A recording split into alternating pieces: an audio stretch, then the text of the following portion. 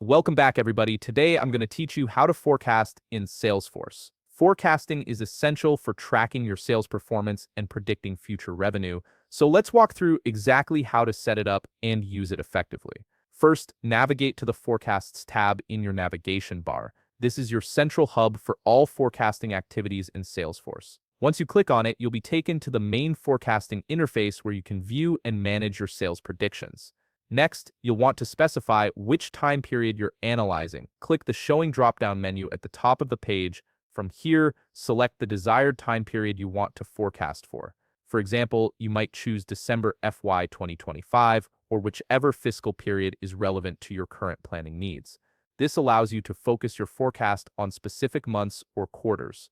Now, click the Grid button to ensure you're viewing your forecast in the tabular format. The grid view gives you a clear, organized layout of all your forecast data in rows and columns, making it easier to analyze multiple data points at once. Take a moment to review the top summary row. This row is crucial as it displays your key forecast metrics, including quota, closed only, commit forecast, best case forecast, and open pipeline amounts. These figures give you an at-a-glance understanding of where you stand against your targets and what's in your pipeline.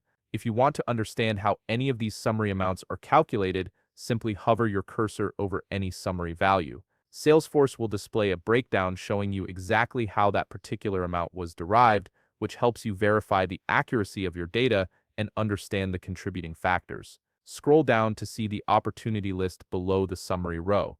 This section shows you all the individual opportunities that are contributing to your forecast numbers. Each opportunity is listed with its details, giving you visibility into what's driving your forecast.